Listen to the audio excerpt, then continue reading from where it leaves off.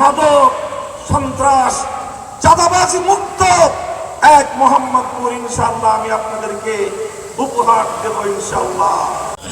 24 জুলাই বিপ্লবের মধ্য দিয়ে বাংলাদেশের মানুষের সেই স্বপ্ন পূরণের যে সম্ভাবনা জাগ্রত হয়েছে, আগামী 12 ফেব্রুয়ারির ব্যালট বিপ্লবের মাধ্যমে 24 জুলাই বিপ্লবকে আমাদের চূড়ান্ত সাফল্যমণ্ডিত করতে হবে।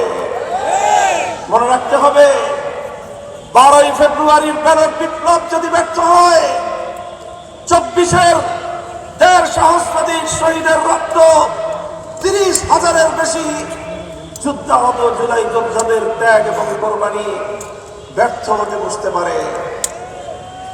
প্রিয় এলাকাবাসী, আমরা 11টি দল ঐক্যবদ্ধ হয়েছি, জোটবদ্ধ হয়েছি। আমাদের ব্যক্তি, পরিবার, দল, গোষ্ঠী, জোটের ভাগ্য গড়ার জন্য নয়, আমরা জোটবদ্ধ হয়েছি বাংলাদেশের মানুষের ভাগ্য গড়ার জন্য। তাই আজ বাংলাদেশ ব্যাপী 11 দলীয় জোটের যে গণজোয়ার সৃষ্টি হয়েছে, এসে দেখুন আমাদের ঢাকা 13 আসন মোহাম্মদপুর আদাবরেও সেই গণজোয়ারের ধাক্কা লেগেছে। তাই আজ প্রতিটি পাড়ায় পাড়ায়, মহল্লায় মহল্লায় মানুষ রিক্সা প্রতীক নিয়ে উল্লাস করছে। উৎসব মুখর পরিবেশে 12 ফেব্রুয়ারি গণভোটে হা এবং রিক্সা মার্কার প্রতীকে সিল মারার জন্য অধীর আগ্রহ নিয়ে অপেক্ষা করছে। আমি আপনাদেরকে বলতে চাই, ইনশাআল্লাহ আপনারা যেভাবে আমাকে ভোট দেওয়ার জন্য প্রস্তুতি নিয়েছেন, এই ভোটে যদি আমি আল্লাহর রহমতে বিজয়ী হতে পারি, মোহাম্মদপুর সন্ত্রাস মুক্ত হবে। মোহাম্মদপুরের ব্যবসায়ীরা ইনশাআল্লাহ আপনাদের আর চাঁদা দিতে হবে না। মোহাম্মদপুরের মায়েরা আমার, আমি আপনাদেরকে আশ্বস্ত করতে চাই, আপনাদের সোনার সন্তানদেরকে মাদকের আর করাল গ্রাস মোহাম্মদপুরে আর ধ্বংসের দিকে ঠেলে দেবে না ইনশাআল্লাহ। মাদক, সন্ত্রাস, চাঁদাবাজি মুক্ত এক মোহাম্মদপুর ইনশাআল্লাহ আমি আপনাদেরকে উপহার দেব ইনশাআল্লাহ।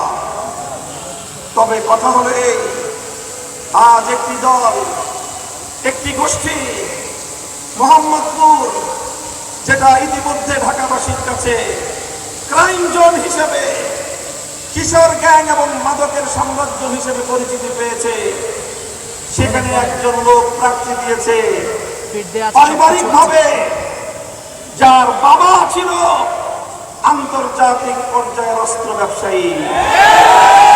আমি জানি না এই মোহাম্মদপুরে কেন অস্ত্র ব্যবসায়ীকে পাঠানো হলো।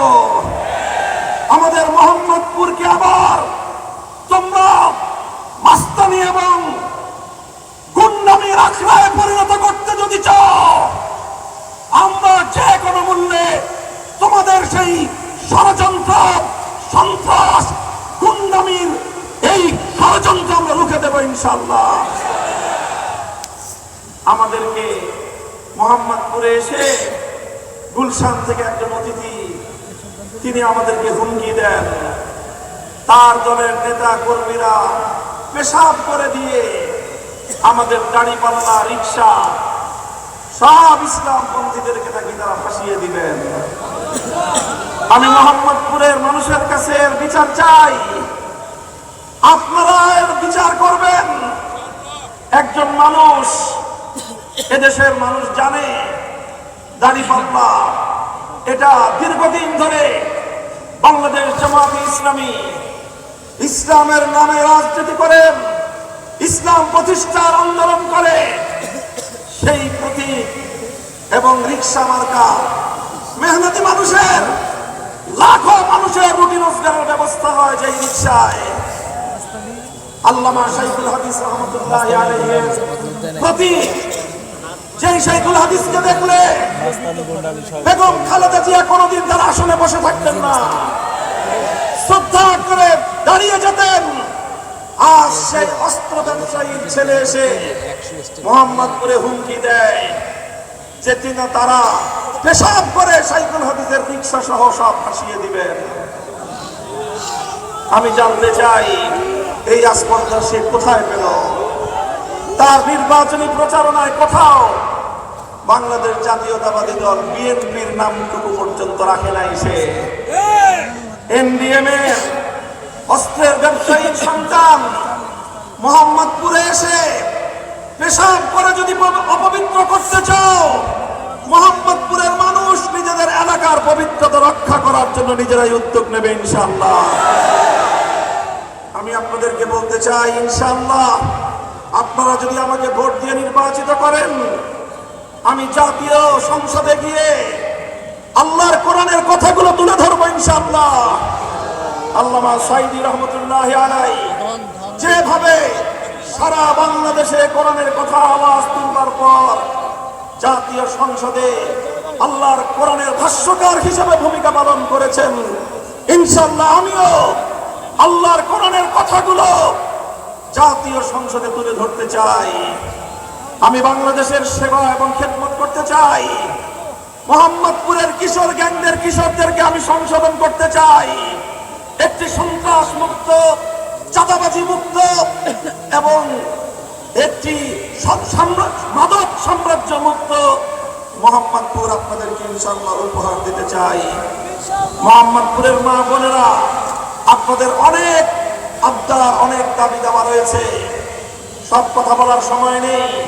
নির্বাচিত হলে অন্তত আমাদের এই বৃহত্তর মোহাম্মদপুরের মধ্যে শুধু মা বোনদের জন্য নিরাপদে বিচরণ করার জন্য এবং বিনোদনের জন্য একটি সুন্দর এমন একটি পার্ক তৈরি করবো ইনশাআল্লাহ, যেখানে নিরাপদে আমাদের মা বোনেরা সকাল সন্ধ্যা একত্রিত হতে পারবেন, সামাজিক কর্মকাণ্ডে মিলিত হতে পারবেন এবং তাদের জন্য নিরাপদ পরিবেশে তারা সেখানে বিনোদন এবং পায়চারি করতে পারবেন ইনশাআল্লাহ।